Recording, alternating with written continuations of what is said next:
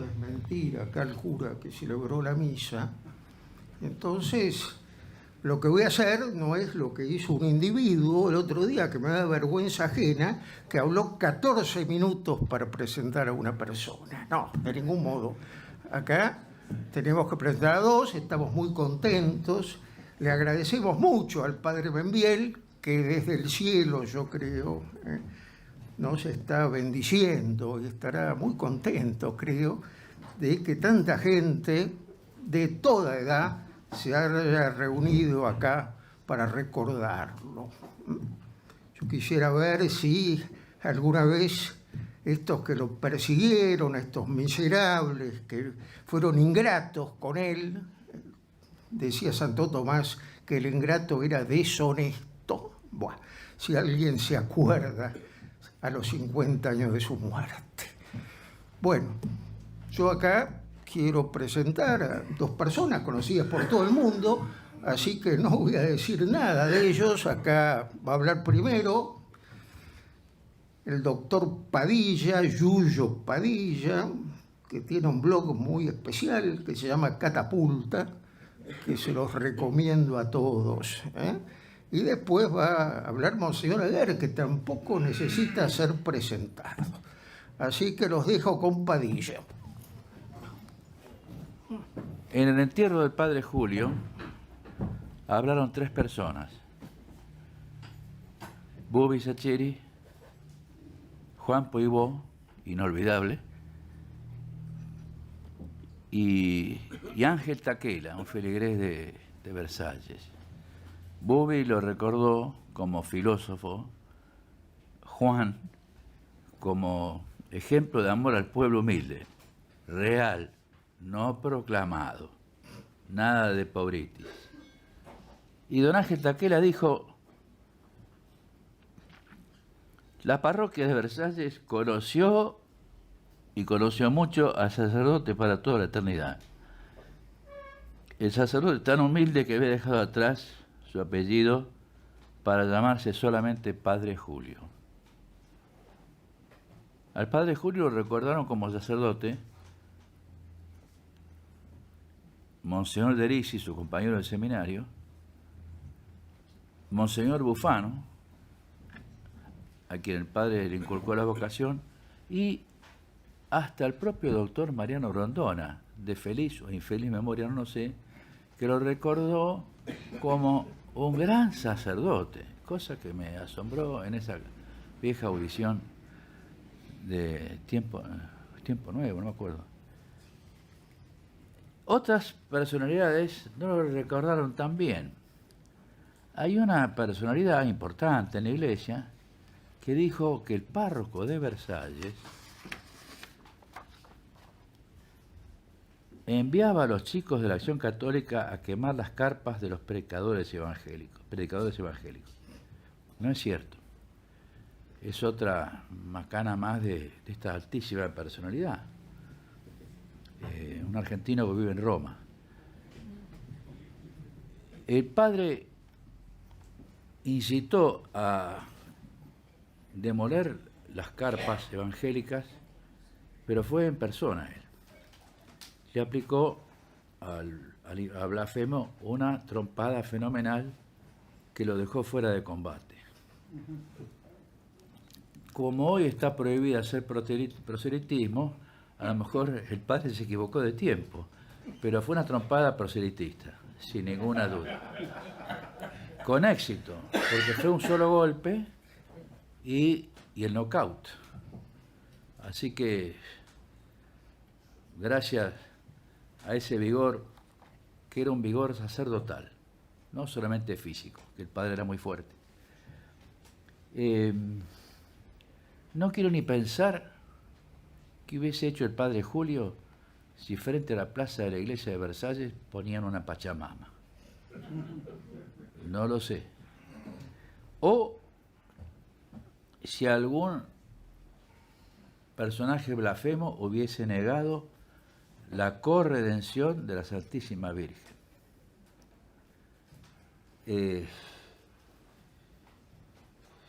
Y esto también pertenece esta definición de que la Virgen María no es corredentora pertenece también al mismo personaje que argentino que vive en Roma, hincha de San Lorenzo de Almagro.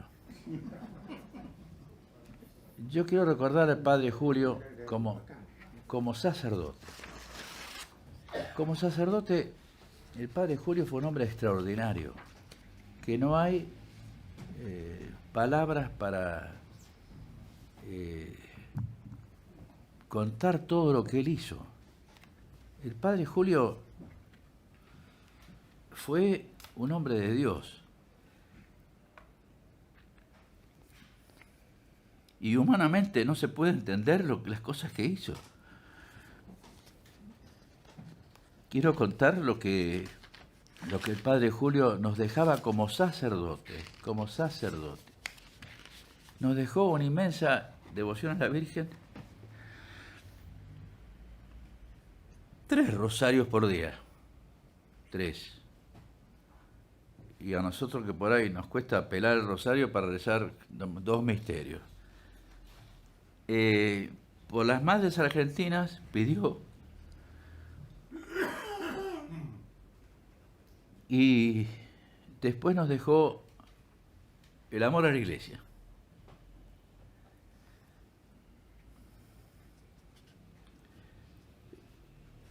Quiero leer algunas y las definiciones de la Iglesia que el Padre daba están en muchos de sus textos, pero quiero leer algunos parrafitos nomás para que se entienda bien por lo que estamos pasando.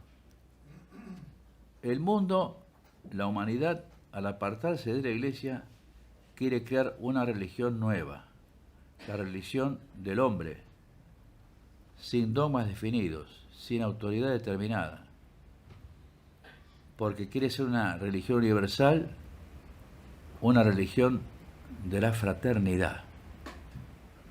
Lo deben haber escuchado esto repetidas veces en los últimos 8 años, no sé, por ahí. La civilización nueva, inventada en los conventículos de iniciados y masones, quiere una humanidad al servicio de la glorificación del hombre. La civilización moderna debe entenderse como una toma de posición frente a la civilización cristiana. De ahí que para algunos teólogos, sociólogos, cristianos de todo tipo, la Iglesia puede cumplir su misión.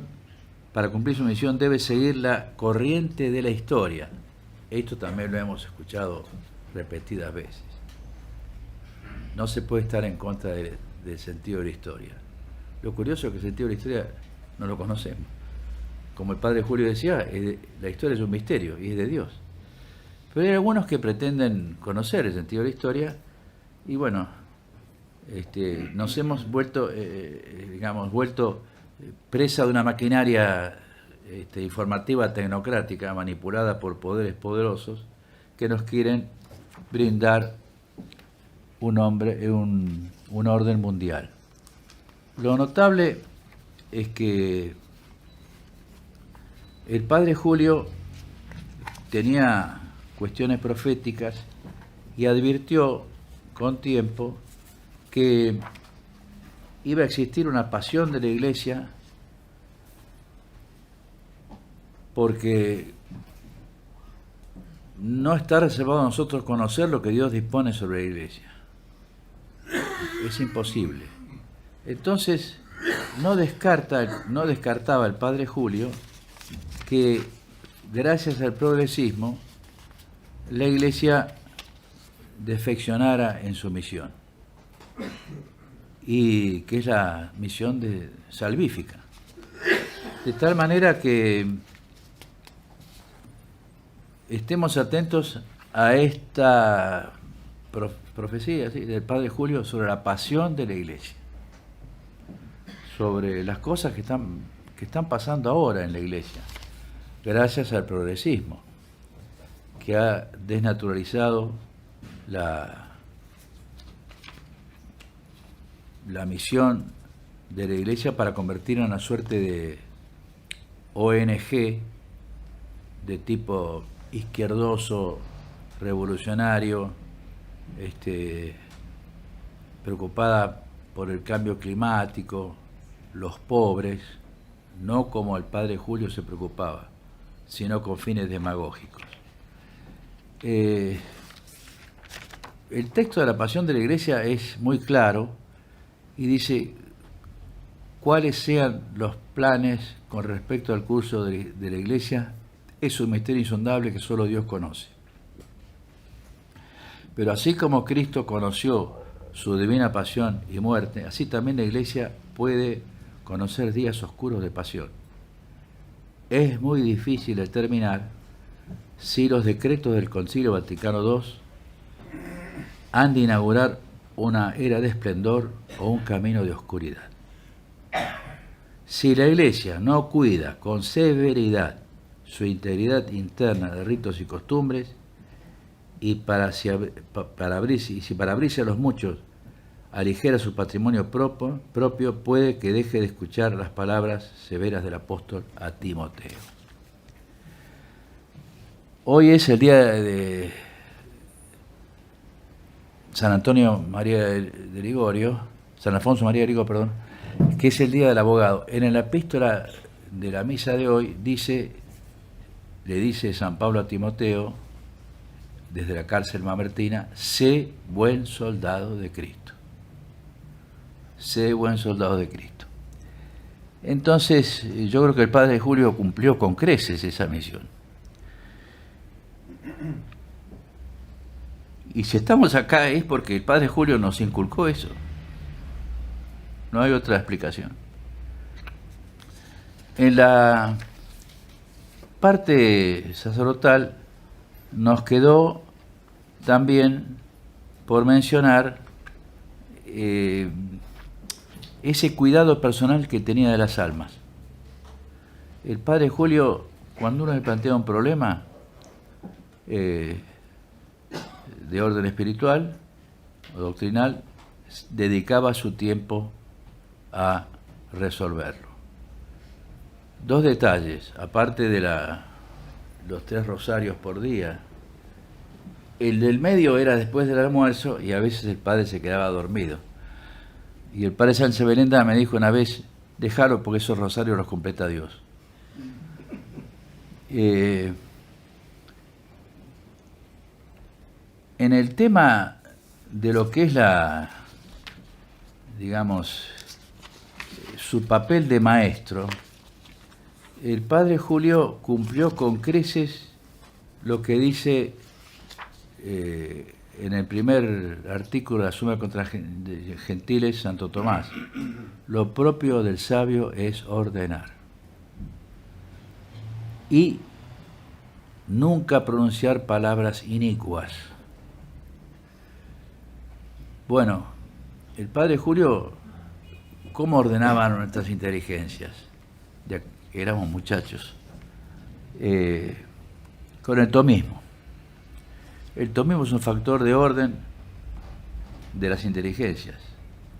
Enseña a distinguir, primero a apreciar la grandeza de la realidad con humildad, que es una virtud sin la cual parece que no hay otras. Es la primera, quizá. Y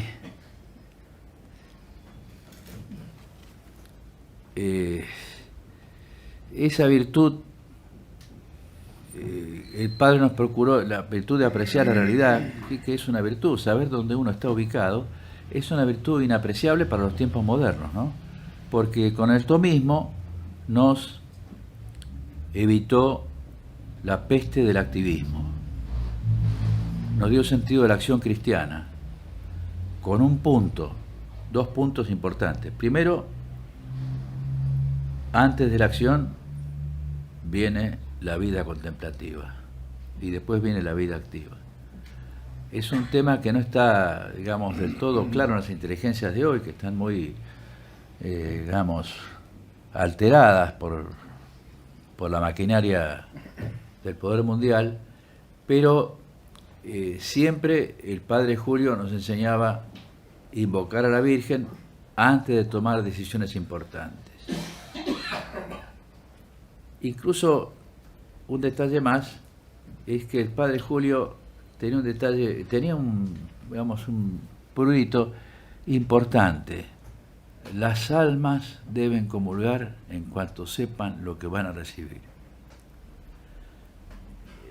Bueno, nuestro hijo Diego hizo la primera comunión con estas indicaciones, aunque el padre Julio no le satisfacía las comuniones colectivas. Él decía, es importante que las almas reciban y distingan lo que van a recibir, porque es una gracia que les puede venir, inundar de... Si un chiquito no puede comulgar y se muere, ¿a dónde va? Entonces, que comulguen en cuanto sepa lo que va a recibir. Y esto es un dato más de ese cuidado personal que él tenía de las almas. Y con el tomismo nos enseñaba también a dividir los campos, no mezclar la teología con la política, no mezclar la teología con el activismo. Sin embargo, nunca él negó la posibilidad de la acción política.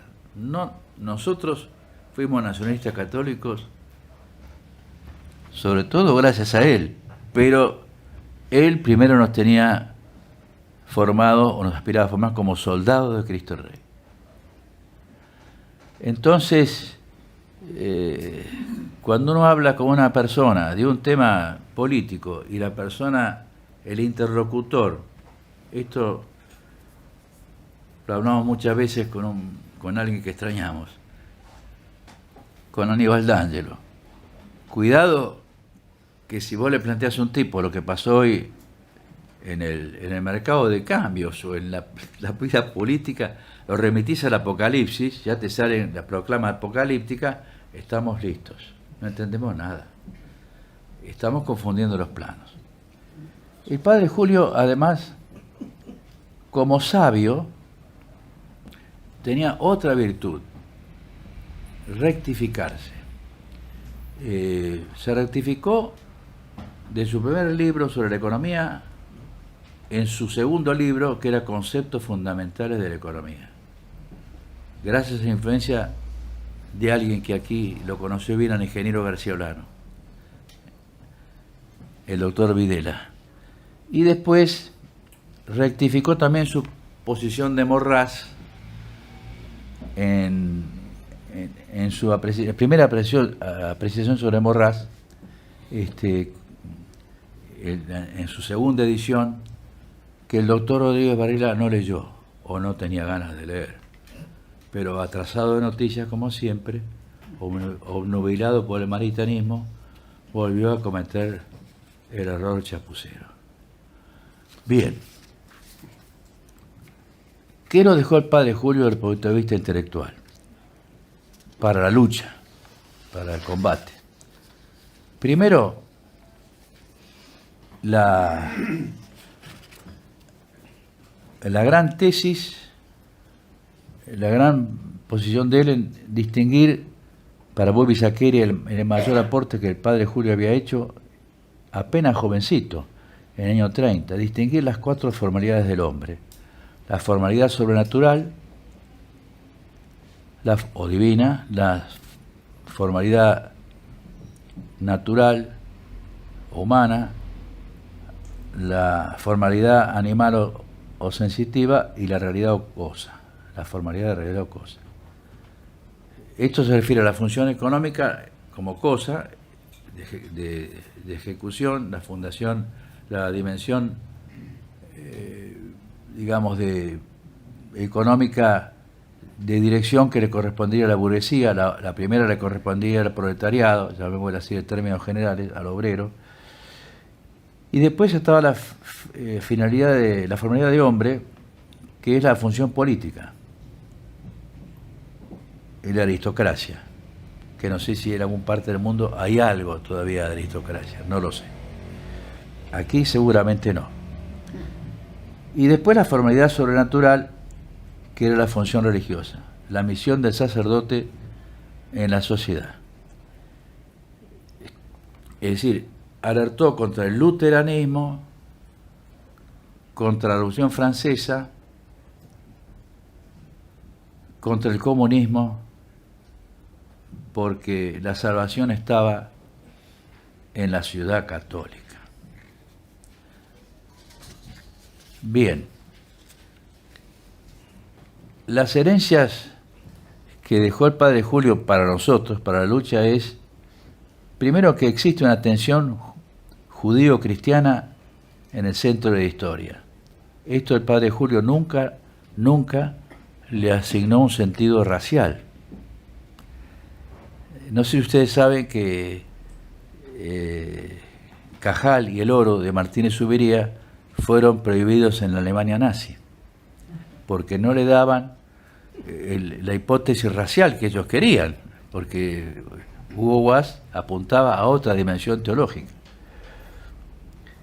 Esa primera herencia. La segunda herencia es el progresismo como transmutación del culto católico en culto masónico. La iglesia de la fraternidad. También de moda en estos tiempos, parece, ¿no? La carnalización del cristianismo. Es decir, sustituir al Cristo, Hijo de Dios vivo, por el Cristo, Hijo de la Revolución. En esto anda más de un cura, más de un mal cura, y más de un mal obispo, y más de un mal arzobispo, y más de más. Bueno, nosotros no, gracias a Dios. Esta carnalización del cristianismo es propia del judaísmo.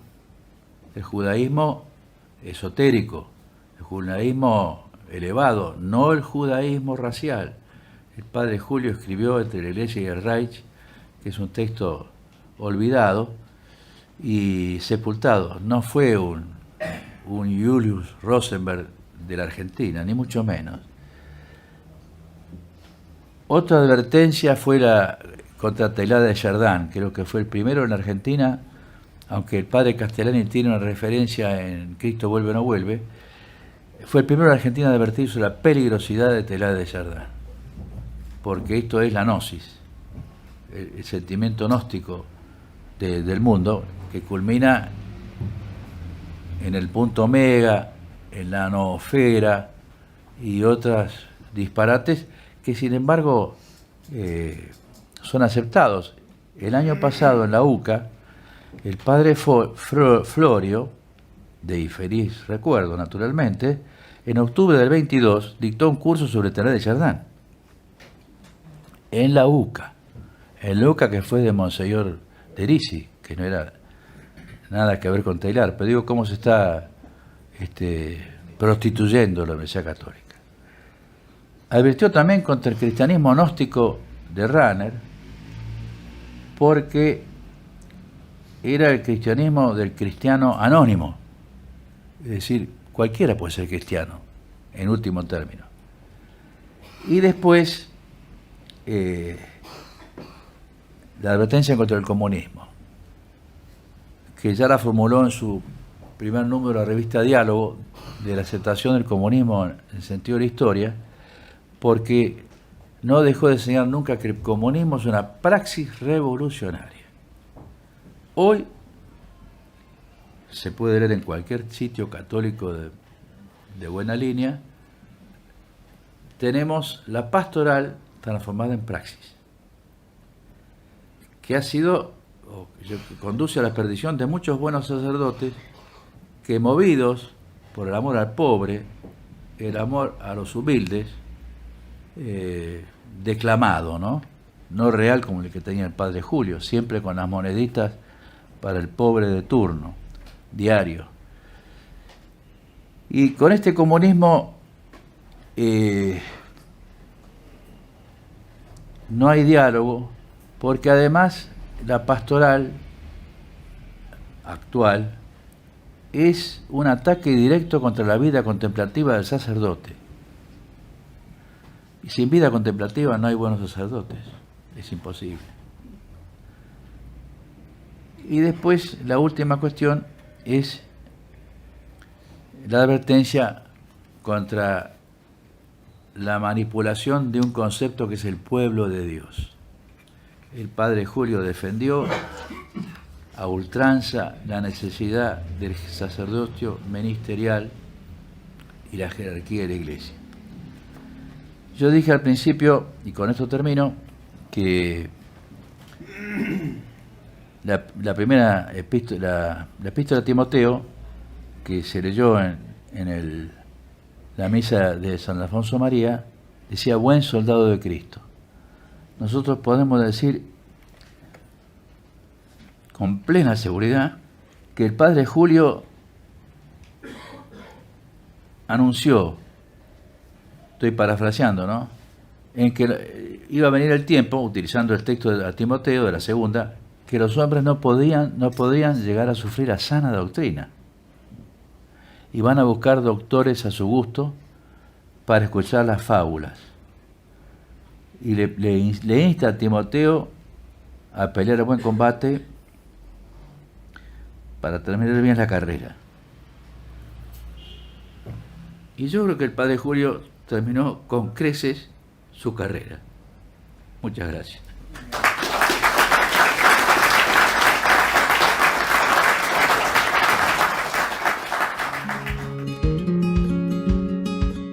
Residencia de Los Ángeles es un hogar para adultos mayores habilitado en la ciudad de Buenos Aires, cuyo objetivo es la atención y cuidado de pacientes de la tercera edad.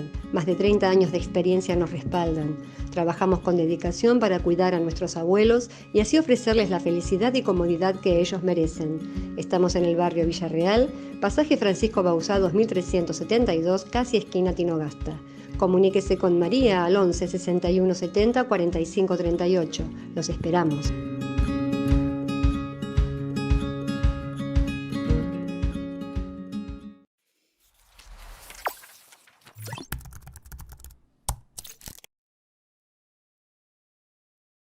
Decir siempre la verdad primero tiene un precio. Pero todos los días, en cada programa, en cada reportaje, en cada esclarecimiento, descubrimos que decir la verdad vale la pena. Decir siempre la verdad tiene un precio. Pero cada vez que recibimos tu apoyo, entendemos que seguir luchando vale la pena. Dependemos de tu ayuda. TLV1. Toda la verdad primero.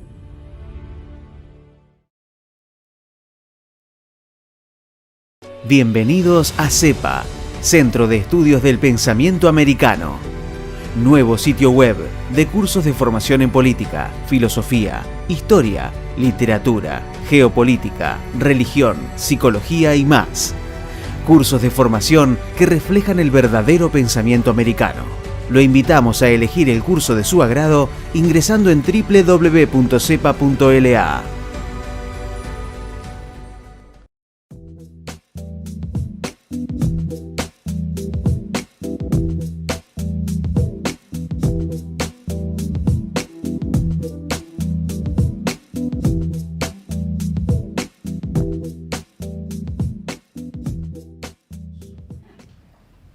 El doctor Padilla, Yuyo para los amigos, ha destacado sobre todo que el padre Membiel fue un sacerdote.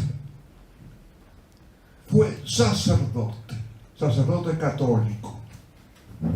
Yo quiero comenzar esta exposición refiriéndome a cómo ejerció él en su juventud, desde entonces, el ministerio sacerdotal. Pienso en Versalles. En Versalles, donde había una capillita nomás, el padre hizo una iglesia, construyó una iglesia que el cardenal Copelo, cuando la bendijo, dijo: pero ¿cómo? Esto era una parroquia, pero eso es una catedral. Efectivamente, el padre lo que hizo fue aplicar en ese pueblo de Versalles su doctrina sobre la civilización cristiana. Es decir, que no solamente la Iglesia predica la palabra de Dios y reparte los sacramentos de la gracia, sino que también configura la situación del hombre en la vida social y tiene que manifestarse en las instituciones, en el desarrollo, en el crecimiento de esa comunidad. Versalles no era nada. El padre Julio hizo que Versalles fuera un centro católico importante, con su obra propiamente parroquial, con las instituciones que creó, entre ellos los Scouts católicos, y el Ateneo Popular de Versalles, un club. El cura hace un club. ¿Pero por qué? Porque eso estaba en función de toda la idea que él tenía acerca de la cristiandad, de cómo la cristiandad hizo que la iglesia se forjara como medio, como instrumento del crecimiento humano y la plena realización de la sociedad. Así fue Versalles. El padre Julio, en su juventud, ¿no?, a partir de la palabra de Dios y de los sacramentos, realizó allí una obra de cristiandad. Se convirtió en una cristiandad en medio de la ambigüedad política de la época que nosotros conocemos y que se ha prolongado aquí durante décadas, ¿no? A propósito de eso, el doctor Padilla les hablaba acerca del futuro de el padre Mainviel y el futuro de la Argentina. Yo recuerdo muy bien, por haberlo conversado con él, ¿no?, que él pensaba que la Argentina tiene futuro porque el pueblo cristiano ama a la Santísima Virgen. Eso lo decía, qué sé yo, en los años 70 más o menos, cuando lo frecuentábamos con el doctor Padilla para las lecturas de la Suma, ¿no? La idea de que la Virgen, que todavía era creída y querida por el pueblo argentino, podía hacer que este país se encaminara, porque si no, este país no tenía solución. Bueno, yo no creo que hoy día el pueblo argentino conserve esa devoción mariana. Es verdad que mucha gente va a Luján, ¿no?, sin saber muy bien a qué va, pero de todas maneras, ¿no?, hay una gran diferencia. Hoy día la Iglesia tendría que proponer otra vez la devoción mariana, proponer otra vez la primacía de la Virgen, porque de esa manera, indirectamente, está promoviendo el crecimiento y el futuro de la Argentina. Bien, esto digo a propósito de su carácter pastoral. Era un sacerdote, era un pastor, y en Versalles se mostró en su juventud plenamente esa condición pastoral. Ahora bien, yo recuerdo que el padre Mainviel me comentó cómo él se dio cuenta que tenía que pasar a otra etapa y le pidió al cardenal Copello en el año 1951 que lo liberara de la carga parroquial para poder dedicarse a la vida intelectual, a la formación intelectual y a las publicaciones. Es así como el cardenal Copello lo nombró capellán de las hermanas, de las religiosas de la Casa de Ejercicio, de la Santa Casa de Ejercicio, que es la famosa Madre Antula, ¿no?, la fundadora de esa congregación.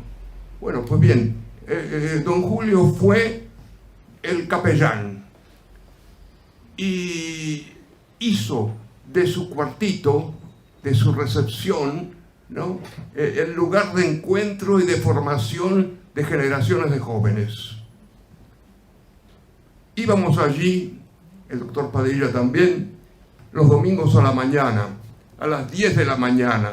Yo, que vivía en Mataderos, iba en tranvía hasta Independencia y Salta. Mejor dicho, el tranvía no pasaba volvía por Independencia. ¿Y qué hacíamos allí? Él tenía la idea de que a Santo Tomás no hay que estudiarlo en los manuales, sino que hay que leer sus textos.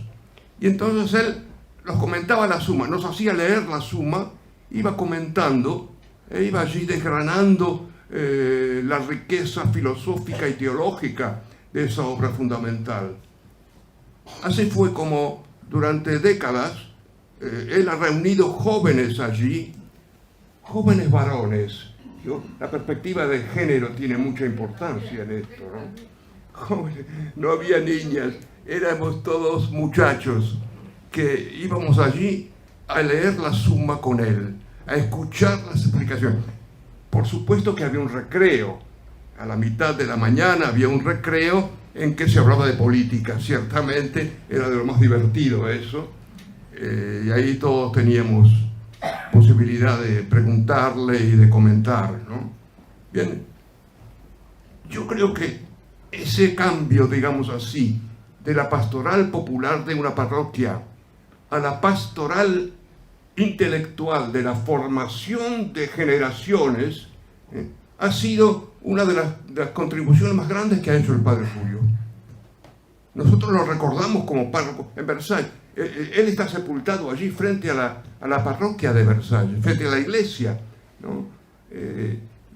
Ahí está escrito allí que se encuentra allí el cadáver del Padre Julio, los huesos del Padre Julio, pero él en realidad Versalles fue el comienzo de su vida pastoral, pero luego su vida pastoral se desarrolló como formación intelectual en la casa de ejercicios, ahí donde íbamos nosotros de jóvenes para escuchar la Summa, para leerla, para conversar con él. Bien, una de las cosas fundamentales que hoy día no se entienden, porque se cree que la iglesia es pacifista y que entonces hay que estar de acuerdo con todos, y qué sé yo, ¿no? Es que el cristiano está llamado a polemizar con el mundo. Polemizar viene de polemos, que en griego significa batalla. Batalla, sí señor. Eso está en el Nuevo Testamento.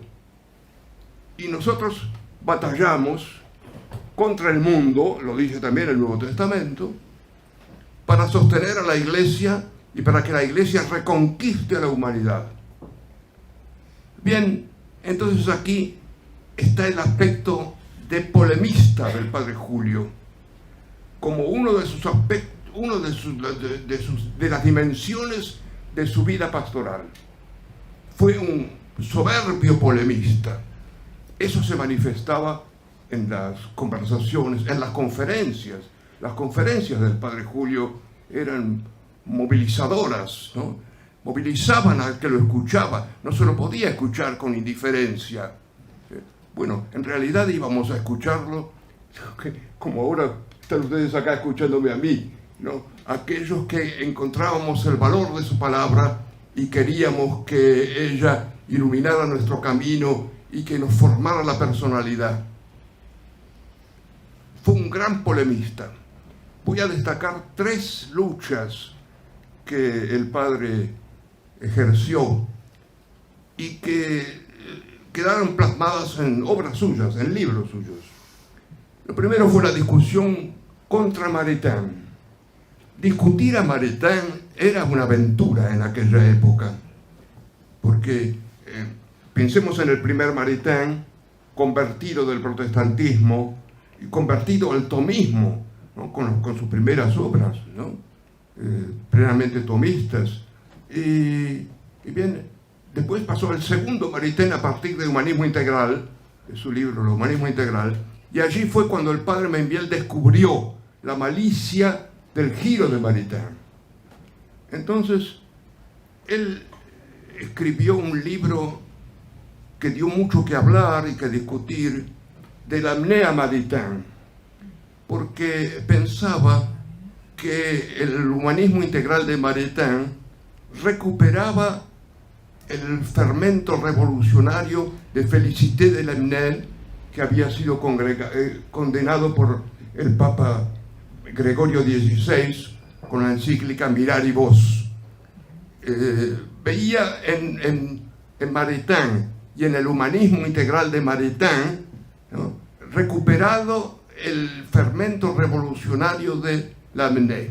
Discutió sobre esto con un gran teólogo de aquella época, el dominico Reginald Garrigou-Lagrange, ¿no? Y no estaban de acuerdo en esto. Bien insistía en que las raíces de Maritain están en Lamennais. En cambio, Garrigou decía que no, que seguía el liberalismo católico de Montalembert, ¿no? Son polémicas francesas, por otra parte, ¿no? Eso es interesante porque el padre estaba metido en esos problemas. Bien, entonces la primera polémica que quiero destacar es su reacción contra Maritain. Ahora no tenemos idea nosotros del influjo que pudo tener Maritain en la Iglesia, encaminándola al progresismo. A propósito, por ejemplo, ¿en qué medida la obra de Maritain aparece reflejada en los documentos del Vaticano II? Eso sería interesante de estudiarlo, ¿no? Lo que pasa es que después nosotros, por lo general, nos referimos al posconcilio y a la deformación del concilio, donde efectivamente aquel fermento revolucionario de Lamennais llevado a Maritain se impuso en la Iglesia. El progresismo sale de allí. La segunda polémica que me parece importante destacar es su discusión sobre Rahner. Karl Rahner fue un gran teólogo especulativo, pero tenía esta dificultad, que su visión intelectual era en el fondo gnóstica. Es decir, miraba y veía y se dirigía hacia una transformación del hombre y de la sociedad, en el sentido que era heterogéneo respecto de las raíces y sobre todo de la raíz cristiana. El padre escribió varios artículos sobre Rahner. No acabó de hacer un libro con ellos, pero creo que ahí están los materiales como para reunirlos, ¿no? y tener un aspecto completo de su discusión sobre Rahner. Le discutió el antropocentrismo, el relativismo y la gnosis de Rahner. Y la tercera polémica fue sobre Teilhard de Chardin. Teilhard de Chardin también estaba de moda. Estaba de moda. La religión de la evolución se llama el libro de Don Julio sobre Teilhard. Primero había publicado un libro menor, La cosmovisión de Teilhard de Chardin. Luego lo amplió con este libro definitivo, ¿no? Teilhard de Chardin o la religión de la evolución. Efectivamente, Teilhard de la evolución biológica pasa a la evolución histórica y de allí a una evolución que implica una religión nueva. Una religión nueva. Bien, cuando el padre Mainviel se ocupaba de estas cosas, en la Argentina no sé en qué estábamos pensando, pero tengo la impresión de que acá no era seguido. ¿Quién había en el clero que se destacara como él? No ha habido en el clero argentino alguien. Hubo, sí, en todo caso, alguien de otra línea, digamos, liberal, etcétera, que es el padre Jorge Mejía, que fue mi maestro en Sagrada Escritura, y yo le debo mucho también. Pero salvo Mejía, con su revista Criterio, que era el viejo criterio transformado en un criterio nuevo, un criterio progresista, ¿no? Y él y don Julio, nada más que entre ellos no polemizaron, ciertamente, pero la polémica con Rahner se continúa finalmente con la polémica con Teilhard, ¿no? La evolución de Teilhard de Chardin era una religión, una gnosis religiosa, ¿no? A partir de la evolución biológica. La evolución era tomada como una ciencia pura y como una ciencia que absolutamente da explicación de todo lo que existe. Bien, esta polémica del padre Maybiel sobre Teilhard en Argentina no tuvo demasiada influencia, porque, ya digo, acá nadie lo conocía a Teilhard de Chardin, o muy pocos, ¿no? Gente de círculos menores, pero en realidad don Julio nos hizo vivir a la Argentina al ritmo de los grandes dramas europeos. Entonces, eso es lo que nosotros hoy recordamos como un testimonio, como un patrimonio que el padre Maybiel nos ha dejado, ¿no? Yo digo, tengo una razón íntimamente personal para estar agradecido al padre Julio, porque siendo yo un adolescente, él prácticamente formó mi personalidad. Fue la base de mi formación como joven católico y luego como seminarista, como sacerdote. Siendo yo seminarista, lo visitaba frecuentemente, ¿no? Y conversamos así sobre las cosas que yo oía en el seminario y que discutíamos en el seminario. Bueno, él, en ese sentido, tuvo una intervención eclesial importante en el nacimiento primero del seminario de Rosario y luego del seminario de Paraná, con Monseñor Tortolo. El primer intento fue en el seminario de Rosario, pero Monseñor Polatti, cediendo a las presiones del episcopado, lo cerró. Y entonces Monseñor Tortolo se ocupó de recuperar ese fondo, digamos así, y recreó el seminario. Monseñor Tortolo era arzobispo de Paraná y presidente de la conferencia episcopal. Y entonces allí el padre Maybiel fue la luminosidad que guió el comienzo del seminario de Paraná, donde se formaba de acuerdo a los principios de la gran tradición católica.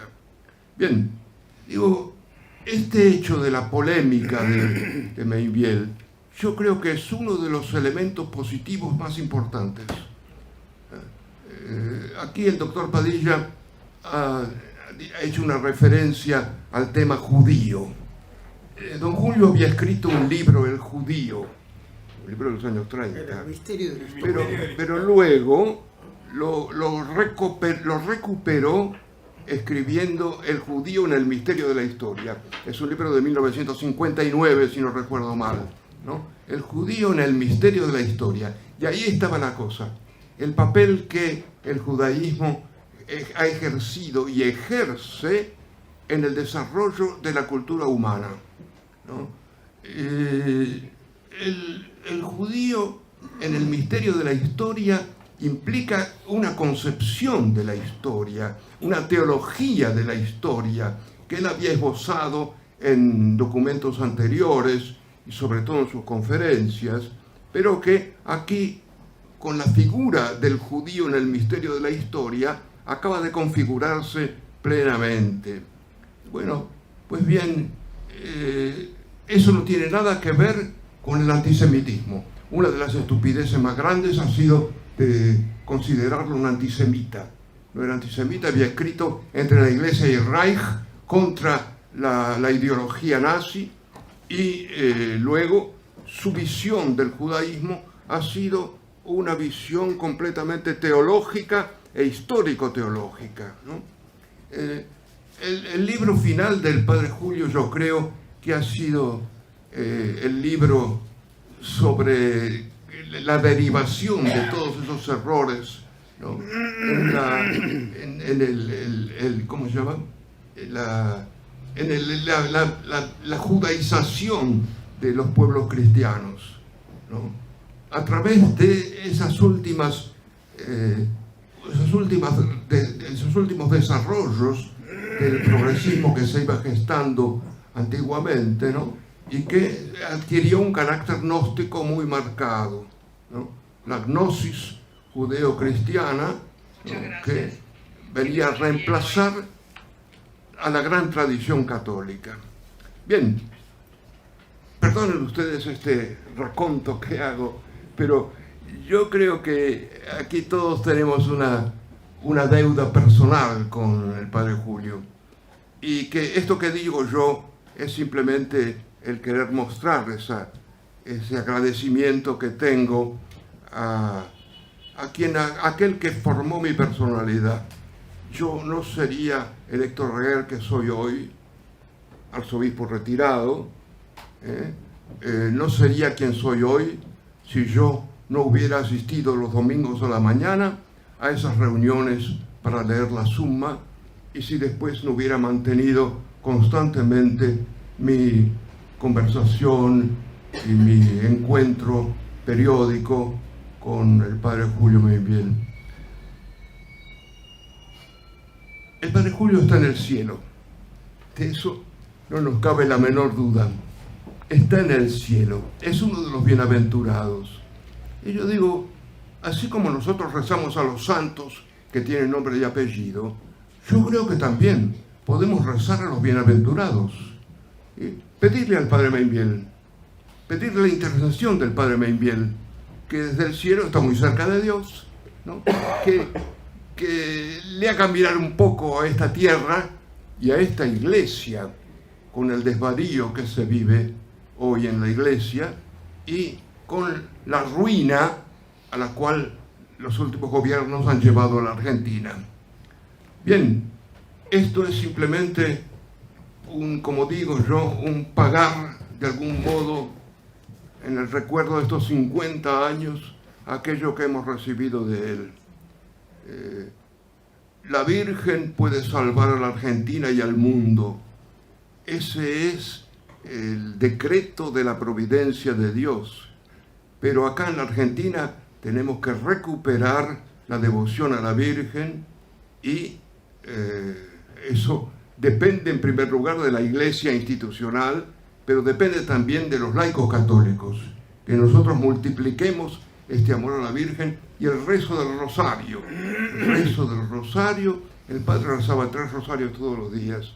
El rezo del rosario, que esa media horita que le podemos dedicar al rosario, ¿no? Es el enganche que tenemos nosotros con la Virgen, y eso no es solamente una riqueza personal, eso también tiene que proyectarse en el orden de la familia, del grupo que frecuentamos y de la sociedad en general. Bien, queridos amigos, esto es lo que yo podía decirles, puedo decirles mucho más en realidad. He resumido de algún modo esto porque me ha parecido lo fundamental. Gracias, señor.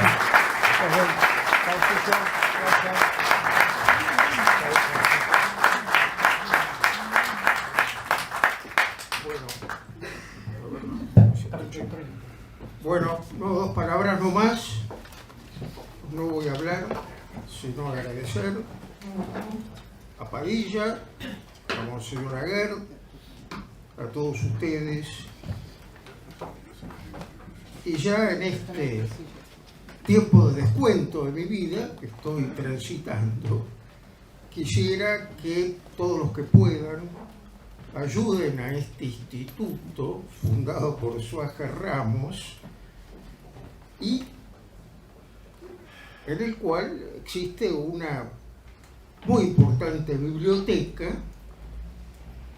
que en su origen fue donada por el padre Membiel. Por eso acá la biblioteca lleva el nombre de Julio Membiel. Hace ya 10 años le pusimos este nombre. Habló otro discípulo, bueno, discípulo indirecto de Membiel, porque era discípulo de Suájar, que murió el año pasado, desgraciadamente, Héctor Hernández, por quien también hoy hemos rezado. Bueno, quería agradecer nomás a todos, y si pueden, ayuden a este instituto. Gracias. Gracias por la invitación.